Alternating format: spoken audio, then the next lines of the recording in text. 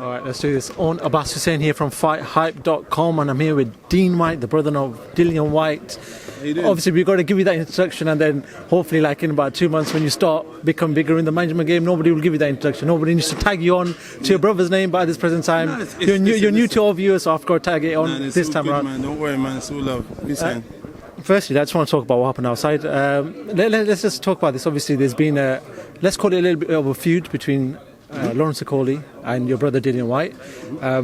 And it seemed you went out there, there's a lot of mature words spoken, and it seems that you just want to quash the feud. Talk to me about that. No, listen, come on, man. Listen, I'm my bro's biggest ambassador, and I'll always try and make sure I do the right thing for him.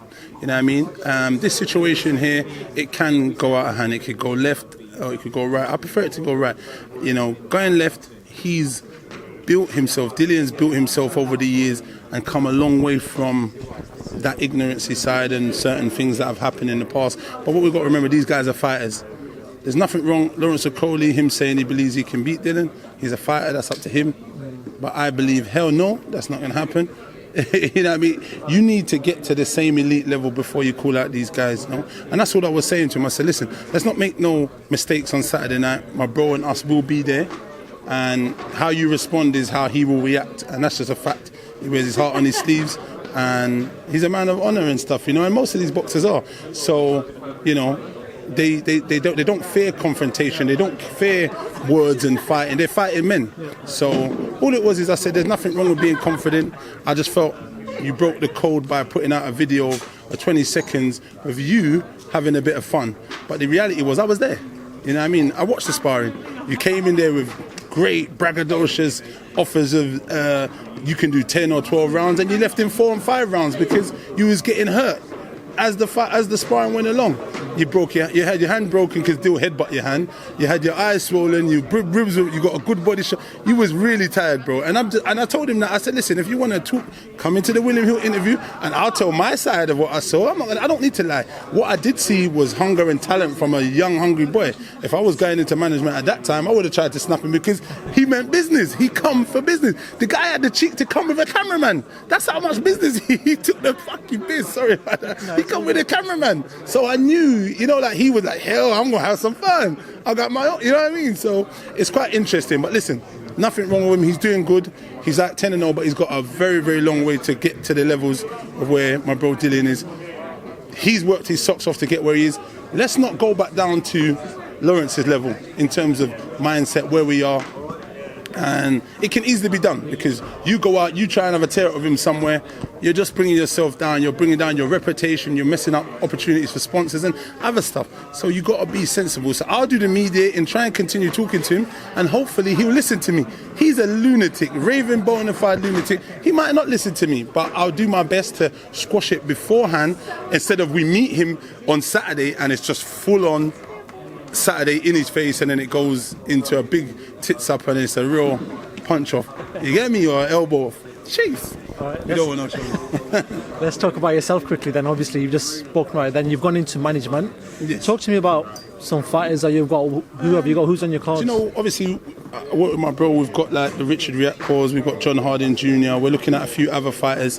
With myself, I'm dealing with a few amateurs who want to go pro, but then I've co-managed Shakan Pitters, so I've joined forces with those guys, and we're trying to guide Shakan in the best way. He's 10-0, he's a light heavyweight, he's 6'6", in tremendous shape, and yeah, we're just trying to see what we can do with him, you know.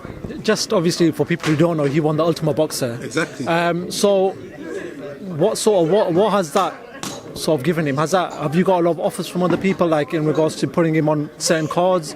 You know what? This is my job, is to go out there and give him the platform, give him the PR, give him, you know, get him a bit more exposure, because obviously he's down in Birmingham, you know, so this is what I'm trying to do, you know, get him around with myself, get him out there, get him on some, you know, get him into the right places, in front of the right cameras, and get him on a few radio shows and, excuse me, and get him in a few interviews. He needs the exposure.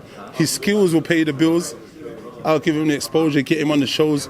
But he's got a few shows. He's fighting next week, March the 29th, and then he's fighting on the Ultimate Boxer on May the 10th, and then potentially on some other cards, you know. So we just got to keep building. I'm talking to Matchroom to try and get him in to some of their shows, but just yet they've got their own talents which they want to showcase.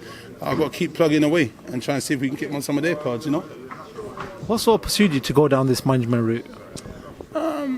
Do you know what it is? I love boxing. I'm a big fan of boxing. But what it is I like being like a manager stroke advisor, because it's not just advice on the boxing, because boxing is a lot more than boxing these days. You know, it's about the exposure, the advertisement. You know, you've got the social media side. You've got how you conduct yourself, how you dress. You know, the whole side of boxing, because a lot of these guys lack that direction in some of these senses, how to articulate themselves in interview, how to dress, how to, you know, just to look and try to, it's branding themselves. Because you know what it is, you've got guys who come from, say for instance, like Love Island, not you know, Love Island, anything where they've got a little bit of fame and going to boxing, because they've got a big following, a lot of people will sign them because they can sell tickets, you know, that kind of thing.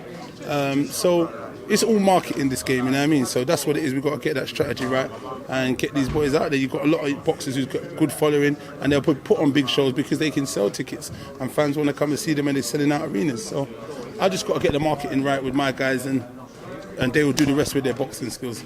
You know, when we talk about sort of marketing about fights, you look at, and I know he's a rival to your brother, but Anthony Joshua, for example, what he's done in regards to commercial. I was actually thinking of him also, but I didn't mention him because I just thought, you know what, he doesn't need any more advertisement than he's got. He's done a phenomenal job. He is the pioneer and the catalyst for this thing. He's obviously a guy who dresses well, talks well, looks well. The girls love him, the media loves him, and they put him in front of a camera. He's got all the endorsements you can imagine, and that's marketing at its finest, you know. And so that's the kind of avenue I'm talking about going with my fighter. Maybe not as big as that, but on a smaller level where I can push him, get him into places, get him in the right places, and get the vision out there, get his face out there. You know what I mean?